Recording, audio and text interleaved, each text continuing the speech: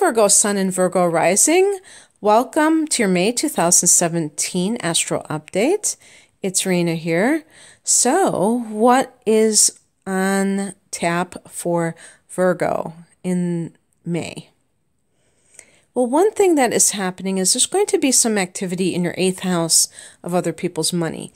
Venus is going to be there all month, which is really great when you get a money planet like Venus in a money house. Now, people think, well, Venus is love, right? Well, it can be love, but it can also be issues with money because Venus rules that. One of the houses that Venus rules is the 2nd house of earned income. And this happens to be the opposite house, the 8th house of other people's money. And other people's money can involve inheritances, your spouse's raise or income in general, perhaps any dividends or stock options, tax issues. But I think this is going to benefit you. So getting a refund, maybe you had some kind of snafu with a refund. You thought you would have to pay and now you realize you're going to get money back, or something got lost in the mail and things will just get ironed out. So it's going to be really good. If you've had any kind of inheritance issues, you might have had some kind of standstill during the retrograde period, and now things are getting back on track. And likewise, Mercury is going to be going direct in this house on May 3rd, and then goes into your 9th house on May 16th. When Mercury retrograded, it started in that 9th house in Taurus and went back into the 8th house. So now it's going back. It's going to be gaining degrees until it goes back to the exact degree where it retrograded. So it will be out of its shadow by then, in the probably the 3rd week of the month. But you may have been dealing with some thoughts about some estate, or having to talk to other people about this and figure things out. Likewise, with the 8th and 9th houses with Mercury, it could involve your belief system and something to do with mysticism. Perhaps you have been getting away from organized religion and becoming more interested in the occult or metaphysical pursuits. And especially, let's say you were indoctrinated in a certain religion, you may have started to question those beliefs and started to look into other beliefs, and things begin to kind of make sense to you again. When Mercury goes direct, you've kind of come to a decision, or you've resolved something within yourself. So in addition to this, because I did want to say too that with Venus in the 8th house, it could be dealing with matters involving intimacy, a relationship that you have that you want to experience at the deepest level. Because when Venus retrograded, it went back into your 7th house.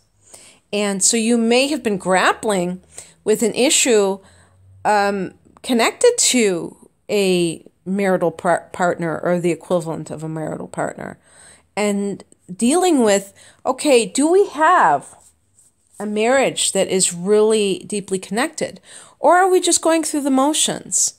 Are we just playing the role of husband and wife, but we really are leading quite a superficial relationship together?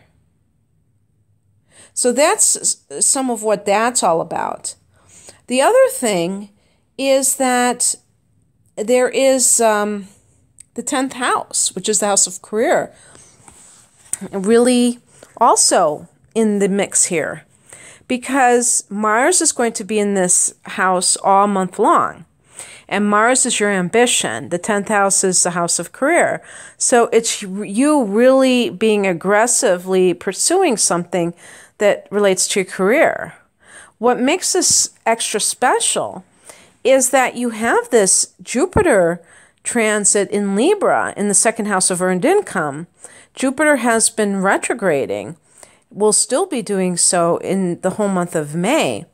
But on the 12th and 13th of the month, will form an exact trine from Mars to Jupiter. And this is an easy aspect, the trine, that tends to make things very easy to manifest. And it's affecting your second and 10th houses. It doesn't get much better than that. And so your earned income can be directly connected to the amount of energy that you expend trying to make things happen in your career.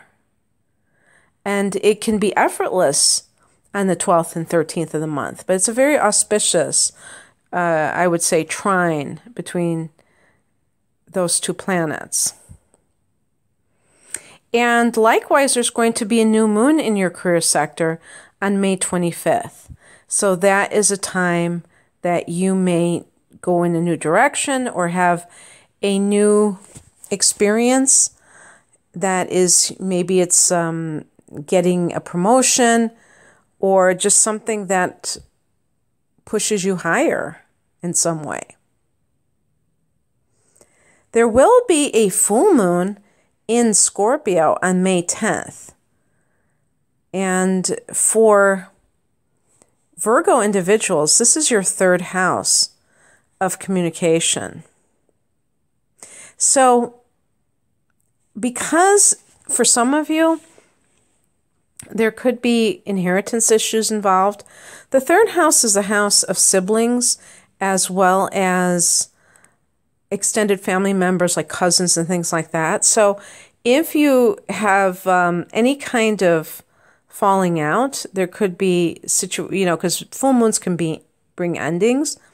It could involve siblings or other relatives, maybe that want a piece of the pie or a bigger piece of the pie. So what I would say is don't allow other people to lower you and make you kind of grasping for the materialistic stuff that maybe you legally are entitled to, but it really would take a toll on your relationships. Sometimes we have to forego these things or, downplay them if they are too destructive to our lives in general. And of course, I cannot make that decision for anybody. This is all dependent on other factors. I'm actually just speaking about something that happened in my own life. And for a while, I was very, very driven about this topic until I started to experience some resistance. And I knew that my higher self was telling me not to pursue this because I wasn't happy pursuing it. I did not want to get involved with lawyers and have to possibly put out money for this. Money is energy, and sometimes it's something that is appropriate, and sometimes it's something that just becomes a distraction if you have to, or even just dealing with these kinds of issues can be a distraction. If you have other things going on in your life that are much more positive, to fight with relatives over money, to me, is not high energy. In certain instances, in some instances, there may be a reason behind it that's actually a spiritual lesson for those people. But you have to pick your battles, I guess. Let's see what else is happening. Well, with that full moon, it could also bring some awareness to something involving internet activities. Maybe you even decide to take down your Facebook page. Maybe you've decided you've had enough with something online, or it could be something completely different. You may decide, you may have been finishing up creating a blog The third house can be online communication, and you may have been working very hard on that, and maybe it's for your career even, and you finally are finished at this time, because the full moon can also bring culmination to something. So it can be something that blossoms and provides you some benefit. And yeah, that's wonderful. So, Virgo, I hope that you enjoyed this.